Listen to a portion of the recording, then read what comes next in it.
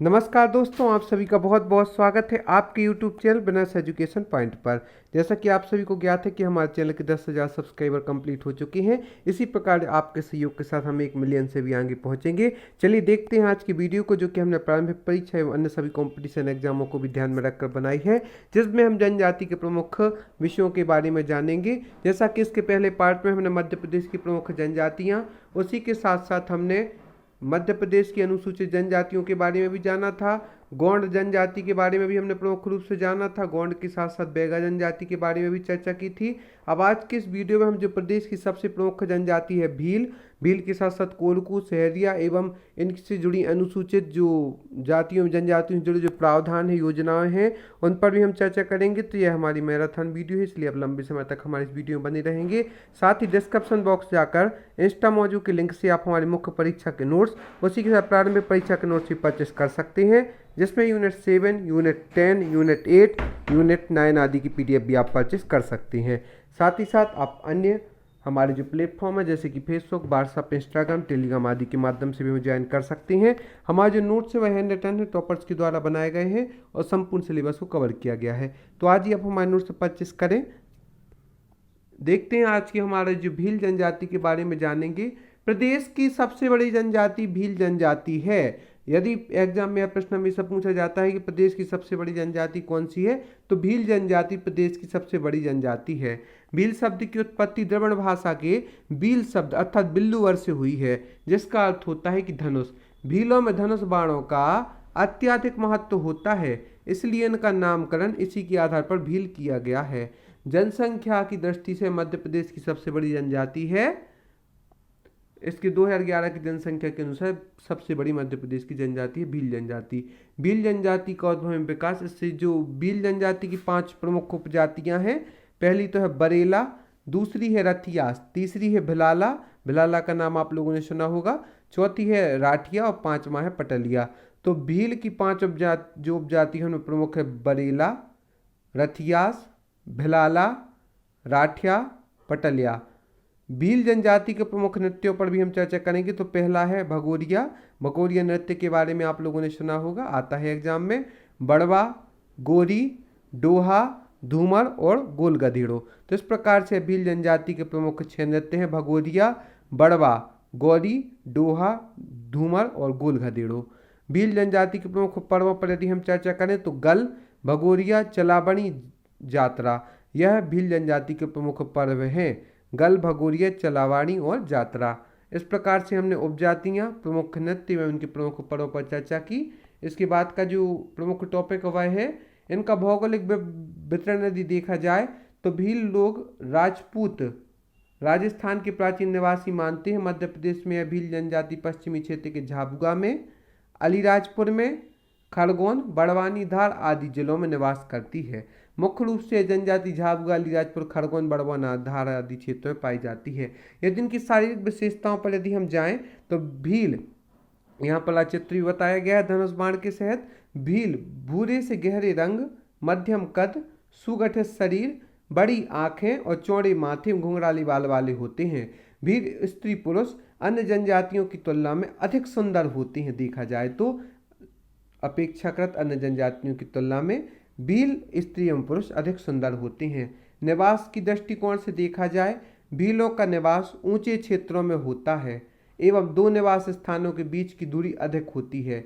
भीलों के गांव को पाल कहा जाता है। इनके घर जो होते हैं वह लकड़ी, बांस, मिट्टी एवं खपरेल के बने होते हैं, जो आकार में काफी विशाल एवं चौकोर होती हैं। अस्त्र शस्त्र, धनुष बाण भीलों के परंपरागत शस्त्र होते हैं। अर्थव्यवस्था के दृष्टिकोण से देखा जाए, भील जनजाति अपनी आजीविका के लिए मुख्यतः कृषि पर आश्रित है, किंतु संसाधनों की कमी के कारण ये कृषि के अतिरिक्त पशुपालन भी करते हैं। वनोपज संग्रह भी इनकी आय का एक प्रमुख साधन है। कृषि, मजदूरी इत्यादि भी करते हैं। परंपरागत उत्सव में अत्यधिक खर्च एवं सीमित आय के कारण भील अत्यधिक ऋणग्रस्त हैं। इनके जो परंपरागत उत्सव होते हैं उनमें अत्यधिक खर्च एवं सीमित आय के कारण भील अत्यधिक ऋणग्रस्त होते हैं। रहन सहन, भील पुरुष धोती एवं रंगीन बंडी पहनते हैं तथा सिर पर साफा बांधते हैं। भील स्त्रियां घाघरा, चोली, ओढ़नी आदि पहनती हैं। स्त्री पुरुष दोनों में आभूषणों का प्रचलन है। स्त्रियों में गुदना गुदवाना मुख्य रूप से प्रचलित है। जैसा कि हम देखते हैं कई महिलाएं अपने शरीर पर भी गुदवाना गुदवाती हैं। भील स्त्रियां अत्याधिक आभूषण पहनती हैं जो गिलट या चांदी के बने होते हैं। ये शाकाहारी और मांसाहारी दोनों प्रकार के पाए जाते हैं। मक्का, जौ, गेहूं, ज्वार, दाल इनका प्रमुख भोजन है। सामाजिक व्यवस्था प्रतिशतात्मक प्रतिस्थानीय है। समाज में भील, भिलाला, पटेली आदि वर्ग पाए जाते हैं। भीलों का गांव भी एक महत्वपूर्ण सामाजिक इकाई होता है। मादीब, बदबू या भगत इस जाति के व्यक्ति का सबसे पवित्र माना जाता है। कोटवार इस जाति के व्यक्ति भीलों के ग्राम या फला का प्रशासन करता है। धार्मिक जीवन की दृष्टिकोण से देखा जाए तो जैसे कि भगोरिया हाट का प्रचलित है, इसमें हम देखते हैं भीलों में दो तरह के विवाह है। परीक्षा विवाह जिससे गोल गधेड़ू नाम से, एवं अपहरण विवाह जिससे भगोरिया प्रचलित है। विधवा विवाह एवं वधु मूल्य भी प्रचलित है। भगोरिया हाट भीलों का आर्थिक, सामाजिक और सांस्कृतिक महत्व का मेला है जो फाल्गुन माह में लगता है। भगोरिया हाट से प्रश्न पूछे जाते हैं तो इसके बारे में जान लेते हैं कि भीलों का आर्थिक, सामाजिक एवं सांस्कृतिक महत्व का मेला है जो फाल्गुन माह में लगता है। उनके उत्सवों एवं नृत्यों में भगोरिया, घोड़ी, घूमर, कठपुतली आदि प्रसिद्ध हैं। धार्मिक जीवन में भीलों का धर्म आत्मावादी है। इनके सबसे प्रमुख देवता राजा पंथा है। यह नोट करने वाली बात है कि भीलों के जो प्रमुख देवता हैं वह राजा पंथा है। जानवरों में लोग घोड़े एवं सर्प की पूजा करते हैं। हिंदू धर्म के प्रभाव के फलस्वरूप शंकर जी, हनुमान जी, काली देवी की भी पूजा करने लग गए हैं अभी वर्तमान में। इनमें पहाड़, वन, पानी एवं फसलों के भी अलग अलग देवता हैं। इनके द्वारा की गई कृषि चिमाता कहलाती है। चिमाता से जुड़ा हुआ प्रश्न पूछा जाता है तो भीलों के द्वारा की गई खेती को चिमाता के नाम से जाना जाता है। ये गोल गधेड़ों उत्सव मनाते हैं। इस प्रकार से हमने भील जनजाति के बारे में प्रमुख बातों को जाना। यहाँ पर आपको जानकारी दे दें कि हमारे जो नोट्स हैं वह टॉपर्स के द्वारा बनाए गए हैं और हमारे जो नोट्स हैं हैंड रिटन से, और हमने वन लाइन इफेक्ट को लिया है क्योंकि थ्योरी पढ़ने के लिए कम समय बचा है, तो आप वन लाइन इफेक्ट के माध्यम से अपनी तैयारी को जारी रख सकते हैं। एवं एग्जिट टाइम अभी भी यदि आप हमारे नोट्स लेते हैं तो आप अपनी सफलता को सुनिश्चित कर सकते हैं, इसलिए आज ही आप हमारे नोट्स परचेस करें। इसके बाद हम देखते हैं कोलकू जनजाति के बारे में जानते हैं, इनसे ही प्रश्न पूछे जाने की संभावना है। कोलकू मुंडा अथवा कोलेडियन जनजाति की एक प्रशाखा है। कोलकू का शाब्दिक अर्थ है मनुष्यों का समूह। यह प्रोटो ऑस्ट्रेलिया वर्ग की द्रविड़ जनजाति मानी जाती है। कोलकू का शाब्दिक अर्थ देखा जाए तो मनुष्यों का समूह है। कोलकू जनजाति का उद्भव एवं विकास की गाथा। कोलकू जनजाति मध्य प्रदेश में सतपुड़ा पर्वतमाला के जंगल में लगे छिंदवाड़ा, बैतूल जिले के भैंसादेही और चिंचोली तहसील में, होशंगाबाद जिले की हरदा, तिमरनी और खड़किया तहसील के गांव में निवास करती है कोलकू जनजाति मुख्य रूप से। कोलकू की जो जनजातियां हैं उनमें प्रमुख है नहाला, दूसरी है मोवासी रूमा, तीसरी है बवारी बावरिया, चौथी है बोडुआ अर्थात बक्छेरिया। बावरिया जो है वह बैतूल जिले में मुख्य रूप से निवास करती है, बैतूल जिले के भैंसदेही और चिंचोली में। और जो बदौरिया है वह पचमढ़ी क्षेत्र में निवास करती है, होशंगाबाद जिले के हरदा, टिमरनी, खड़किया आदि में निवास करती है। कोलकू जनजाति में जो प्रचलित विवाह है, पहला तो है लमसेना प्रथा या घर दामाद की प्रथा, दूसरी है चिथौड़ा, तीसरी है राजी बाजी प्रथा, चौथी है हट विवाह, पांचवा है अंतर विवाह, छठवा है तलाक अथवा विधवा विवाह। तो इस प्रकार से जो इसकी उपजनजातियां हैं नहाला, मोवाशिरुमा, बवारी, बोडुआ और कोलकू जनजाति में जो प्रचलित विवाह है, पहला तो है लमसेना प्रथा या घर दामाद, दूसरा है चिथौड़ा, तीसरा है राजी बाजी प्रथा, चौथा है हट विवाह प्रथा, पांचवा है अंतर विवाह प्रथा, छठवा है तलाक अथवा विवाह प्रथा। इसके बाद का जो है इनमें जो दीपावली की रात ठाट्या यानी ग्वाली परिवार की स्त्रियां कोलकू घरों की दीवार पर लाल मिट्टी खड़िया से गुदनिया नामक मांगलिक चित्र बनाती हैं। ठाट्या पुरुष रात भर भूड़ू यानी लंबी बांसुरी बजाते हुए घर घर जाकर नृत्य करते हैं। इस प्रकार से हम इसके बारे में और महत्वपूर्ण जानकारी देखेंगे कि इसके जो प्रमुख त्योहार होते हैं, पर्व का नाम, आयोजन का महीना, पर्व का नाम इसमें दिया गया है। गुड़ी पड़वा जो कि चैत वैशाख में मनाया जाता है, देव दशहरा भी चैत वैशाख में, जिरौती जो इनका एक पर्व होता है वह श्रावण महीने में मनाया जाता है, देव दशहरा कुमार आश्विन महीने में मनाया जाता है, माघ दशहरा माघ कार्तिक में मनाया जाता है, अखाटी तीज जो है वह चैत वैशाख में मनाई जाती है, डोडबली जो कि ज्येष्ठ महीने में, पाला भादव महीने में, दीपावली इनकी कार्तिक में हमारे साथ ही बनाई जाती है, होली फाल्गुन महीने में मनाई जाती है। मोवासी महुआ, मोवासी महुआ संग्राहक वर्ग का धोतक है। बावरिया जो है बैतूल जिले के कोलकू आदिवासी बावरिया कहलाते हैं। रूमा अमरावती जिले के आदिवासी कोलकू रूमा कहलाते हैं। बंदोरिया पचमढ़ी क्षेत्र के में रहने वाले कोलकू बंदोरिया कहलाते हैं। तो ये क्षेत्र के हिसाब से इनके अलग अलग नाम हैं। इसी के साथ भौगोलिक विवरण यदि देखा जाए तो कोलकू मुख्य रूप से छिंदवाड़ा, बैतूल, होशंगाबाद, हरदा, खंडवा, जबलपुर आदि जिलों में पाए जाते हैं। प्रदेश की एक महत्वपूर्ण जनजाति है। इनकी विशेषता है कोरकुओं का जो रंग होता है वह काला, इनका कद यदि देखा जाए तो मध्यम, नाक इनकी चौड़ी एवं चपटापन लिए होती है जो कि इनकी विशेषता है। ओंठ मोटे, शरीर हष्टपुष्ट एवं बाल काले होते हैं। निवास स्थान कोरकू अपने गांव किसी सुंदर स्थान पर बसाते हैं तथा गांव के चारों ओर बांस की बाड़ लगाते हैं। इनके घर आमने सामने पंक्तिबद्ध होते हैं एवं एक दूसरे के काफी निकट होते हैं। वे घर प्रायः बांस, खपरेल, घास, लकड़ी के बनाते हैं।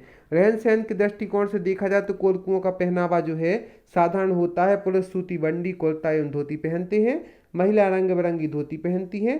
कोरकू स्त्रियां चांदी, पीतल, कांसा आदि धातुओं के आभूषण एवं मोतियों की माला पहनती हैं। कोरकू शाकाहारी एवं मांसाहारी दोनों पाए जाते हैं।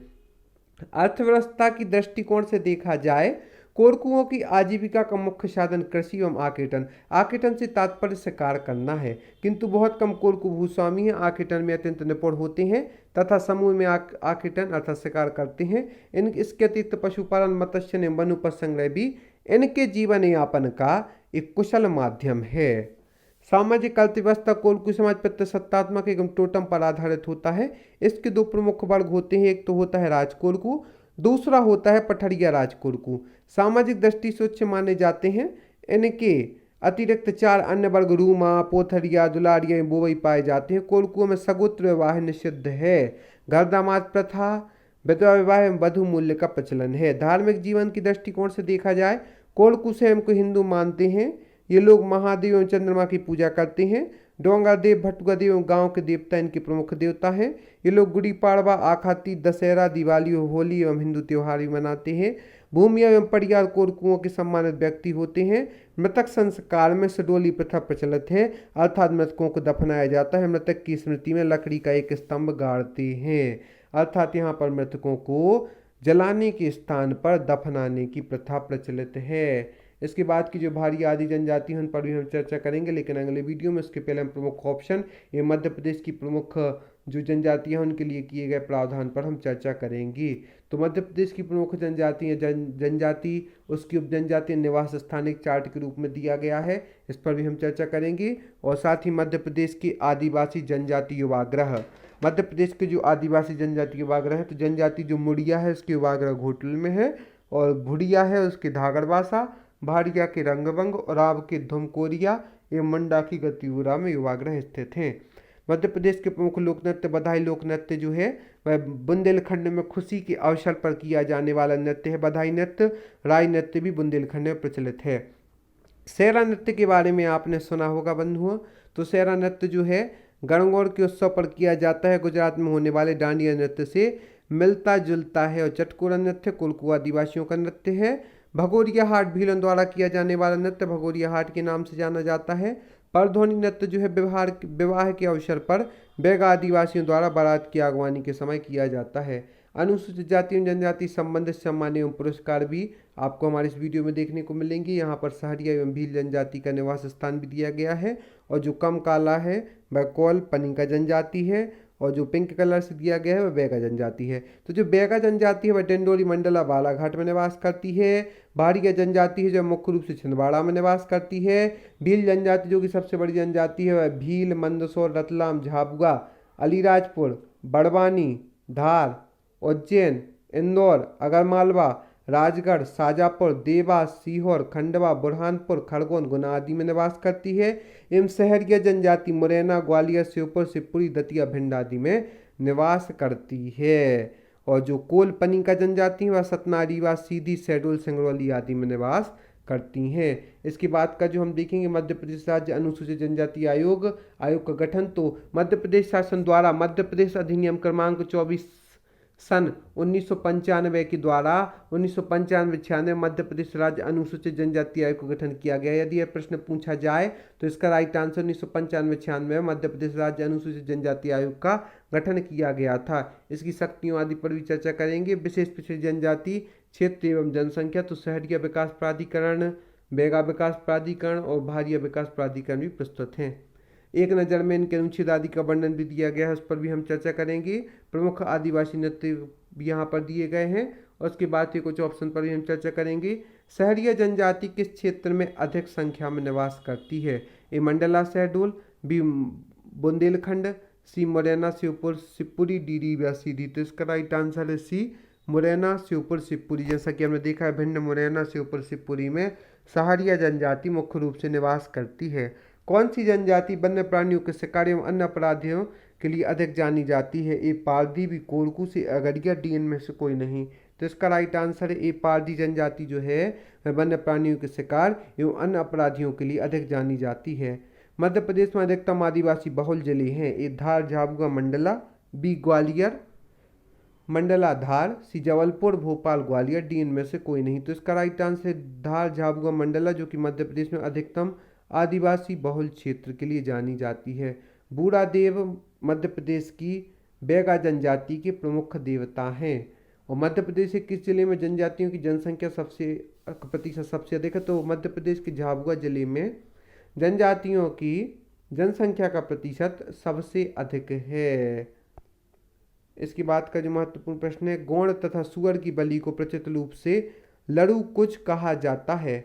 भारतवर्ष में सबसे अधिक आदिवासी जनसंख्या वाला राज्य मध्य प्रदेश है, जहां पर 7 करोड़ की जनसंख्या में 1 करोड़ से अधिक जनजातियां निवास करती हैं। किस जनजाति में सेवा विवाह की प्रथा है? तो जो गौड़ जनजाति है वहां पर सेवा विवाह की प्रथा है। भगोरिया एक है बसंत त्योहार, ग्वालियर की भीतरी भाग की एक जनजाति, चंदेल शासकों की कला का एक प्रकार, मार्गों में स्थित गुफा मंदिर। तो इसका राइट आंसर बसंत त्योहार है। भगोरिया एक बसंत त्योहार है। बैगा चक्र का अधिकांश भाग मध्य प्रदेश के किस जिले में आता है? तो डिंडोरी में बैगा चक्र का अधिकांश भाग आता है। ऐसे महत्वपूर्ण भीलों के मकानों को क्या कहा जाता है? कू, हु, सु, इनमें से कोई नहीं। तो इसका राइट आंसर भीलों के मकान को कू कहा जाता है। और एक महत्वपूर्ण प्रश्न जो कि हम पढ़ चुके हैं, भीलों के द्वारा की जाने वाली कृषि को क्या कहते हैं? चिमाता, झूमिंग, व्यवहार, गणंत। तो इसका राइट आंसर है दोस्तों ये चिमाता। भीलों के द्वारा की जाने वाली कृषि को चिमाता कहते हैं। आप सभी का बहुत बहुत धन्यवाद हमारे इस वीडियो को देखने के लिए। हम आशा करते हैं आगे हमारे साथ यूँ जुड़े रहेंगे, क्योंकि हम आपके लिए ऐसी महत्वपूर्ण वीडियो उपलब्ध कराते रहेंगे। साथ ही साथ आप हमारे नोट्स के माध्यम से प्राइमरी परीक्षा, मुख्य परीक्षा, इंटरव्यू तीनों की तैयारी कर सकते हैं वीडियो नोट्स के माध्यम से। तो आज ही आप हमारे चैनल को सब्सक्राइब करें। डिस्क्रिप्शन बॉक्स जाकर इंस्टामोजो के लिंक से आप हमारी प्राइमरी मुख्य परीक्षा के नोट्स परचेस कर सकते हैं। साथ ही साथ आप हमारे जो कॉन्टैक्ट नंबर दिया रहता है 70 इससे संपर्क करके भी हमारे नोट्स परचेस कर सकते हैं। यूनिट 7 में खाद्य प्रसंस्करण, कृषि उत्पाद तकनीक, मानव शरीर संरचना, राष्ट्रीय स्वास्थ्य कार्यक्रम, यूनिट 9 में साइबर सुरक्षा, रोबोटिक्स, आर्टिफिशियल इंटेलिजेंस आदि के नोट्स परचेस कर सकते हैं। यूनिट 10 में भी संपूर्ण जानकारी चार्ट के साथ आपको 131 पेजेस की PDF उपलब्ध है। जनजाति की PDF भी उपलब्ध है। तो आज ही आप इस अवसर से वंचित ना रहें और आज ही आप हमारे नोट्स परचेस करें, ताकि आप 25 तारीख को होने वाले एग्जाम में अपनी मनचाही सफलता को प्राप्त कर सकें। आप सभी को बहुत बहुत धन्यवाद।